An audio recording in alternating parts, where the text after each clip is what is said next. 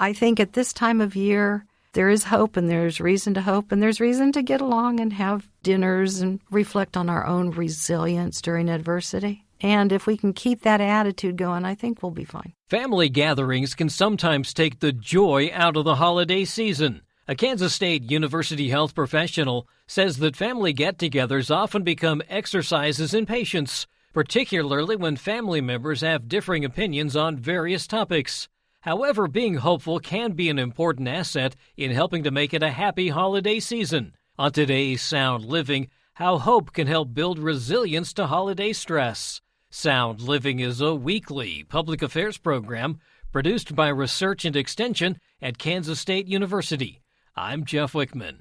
Elaine Johannes, the Kansas Health Foundation's Distinguished Professor of Community Health at K-State, says all of us in our lives have adversity, including stress or worry, but yet we can still have hope. Elaine, we hear a lot about this being kind of the season of eating, but it's also, in my estimation, the season of stress because there's a lot going on. We've just come through an election. We're getting ready for the holidays. Sometimes it's financial. Sometimes it's just having to be around family and friends. Oh, yeah. Jeff, you and I both know this time of year there's a lot of opportunities that we have to either be in a family, be connected to extended family, or some people want to avoid that.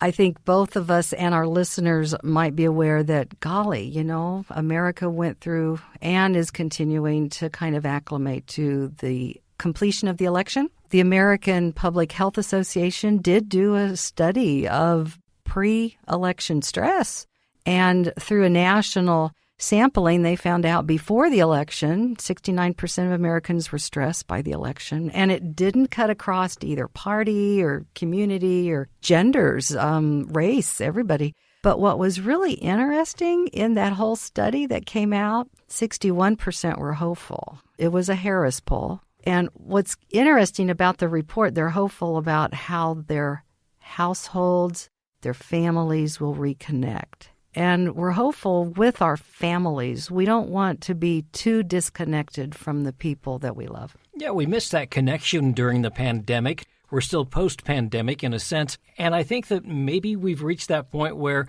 we are starting to distance ourselves again. Mm-hmm. Yes. It was back in September, the American Surgeon General's report on, again, isolation, which is not physically healthy, mentally healthy, socially healthy. But let's lean into that hopefulness again. Just recently, I heard that the American Auto Association predicted nationally this is going to be the biggest Thanksgiving holiday season for us to all go and travel to our kinfolk. And so there's this desire to be connected and to be connected to a family and to be connected face to face. And you mentioned what the pandemic kind of frayed, that maybe we were so disconnected during that in real time that we desire it. Even though it can be kind of stressful, we desire that reconnection, the recentering almost. You did a publication on stress in the family system, and as part of that, you were just really, I guess, getting down to the basics, talking about what family stress is, because sometimes we don't fully understand that we are stressed. Yeah. Believe it or not, clear back in 2021, I and a colleague developed a very simple little handout which has a lot of good gems in it, and it's about family stress and what a family system goes through when we come together and we feel stress. Some of the things that are suggested that McKinsey, Zimmerman, and I wrote about is first off, get prepared. If we know we're traveling and we're going to be with a family that maybe we don't see eye to eye on certain things or have a different kind of hopes for the family or different kind of work styles. Some people do work online all the time. Some people don't. Different work styles, different ways to see the world. But first off, be prepared. And I think one of the first things that we had written in that material was boundaries. What boundary do I have that would say, I don't need to remark on everything that may appear to be offending? Maybe it wasn't intended. Maybe it's a confusion. Maybe the boundary is if a harsh remark is said over our favorite football team at dinner, maybe we should comment about our team was trying.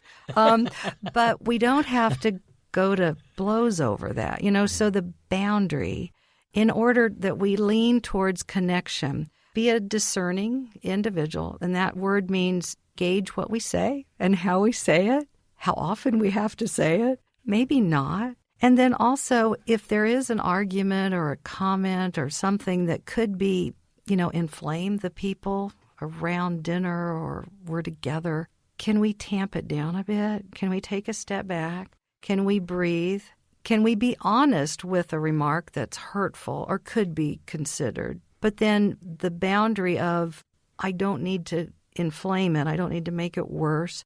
Being connected is more important, especially since we want to be together. And I think Americans, we are hopeful that during, especially a holiday time, no matter what the holiday is, we want to reconnect, recenter ourselves, reframe maybe some actual concerns or arguments that we've had, and move ahead together. Yeah, I think another thing that you talked about was also identifying a support system. Yes. And those support systems can be not people in our households. Those support systems can be our people that we live, learn, work, pray, and play with, recreation. How many times have you or I had a big meal and it was just so filled with stressful, potentially, discussion that we take a walk afterwards? We get out and we are seeing a different environment, even in the midst of some family stress. So a support system of being in a community, a support system of looking at our nuclear family versus extended. Hopefully, when we travel together, maybe everybody in the car or on the plane or on the train have understood, okay, we're going to go with this side of the family, and we want to be sure that we still are supporting of who we are when we leave the extended family, or the extended family join us and they love being with us, So it's be prepared, understand what may send the whole holiday time off in a direction that we would not want. It comes down to, is the family a resilient group? And part of our material that McKinsey and I wrote really gets at the heart of, are we a resilient household? Are we a resilient group? And resilience means we can bounce back.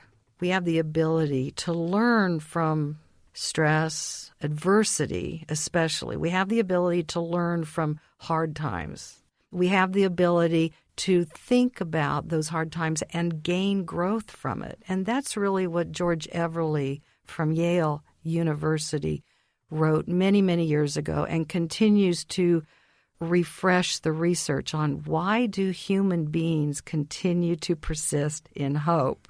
And it's our resilience. We have adversity, we have stress, we have worry, and we still have that hope.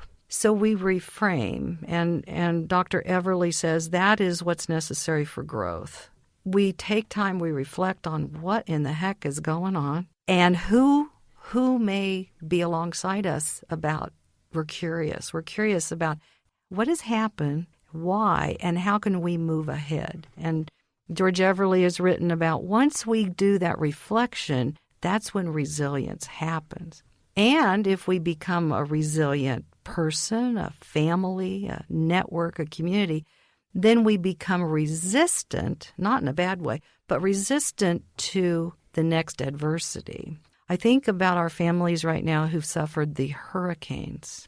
And we must reach out to those states and communities and households who've lost everything. And they're resilient, took these terrible disasters, lost everything. I hope that they have the support systems necessary to grow from that and to recenter, and then to become resistant, meaning not in a bad resistance, but boosted resistance of what the next adversity will be. And after resistance comes that reflection again. And that's where, again, Dr. Everly had written many, many books about our growth as a species, as a household. Well, and a lot of these gatherings are intergenerational, so a real opportunity to talk to Grandma and Grandpa about how things were back then, because they like reminiscing, and sometimes they're really fascinating stories, and they do show that resilience. Yes, yeah. Some of the studies that, again, originated with the American Psychological Association and the work around resilience and Dr. Fromm, she has written so many books about family health. And it's the listening to the people who have learned resilience over time. And that's just what you've talked about. The older generation, if they are able to reflect on what they have learned throughout many, many years and many, many adversities, they are likely to say they learned from those things. And they came back with a new perspective and an opportunity for growth. And so if grandma or nana or aunt or uncle or grandpa, during the Thanksgiving dinner wax into a remember when, let's listen. Let's listen because there's probably a kernel of growth and resilience in there. And boy, if they got through that pandemic, if they got through that loss of the cattle due to the wildfire, if they got lost, they lost because of a job that didn't continue, or maybe a death in their family when they were young.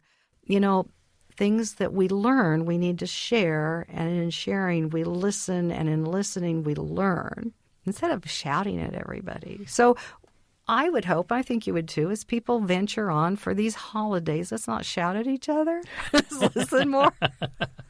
Well, and you bring up a good point, because also the older folks are also interested in what the younger generation is doing, and they want to learn what they're doing. And I know my kids tease me about always asking them about something on my phone or something on my computer, but that's a way to connect. Yes, it's that desire to connect. And getting back to that study that was done before the election, the American Psychological Association study said no matter our stress, we still wanted to connect. And isn't that hopeful? And connect around what are we doing? What are we learning? How can we stay connected even after the holidays? And yes, younger people may need to connect through all of the social media platforms and different kinds of technology, but at least they know who they're connecting with. As long as we know face to face, if we have time and listen, we'll know who's part of our households. You may have said it in a different way, but really what we're talking about here is civil discourse.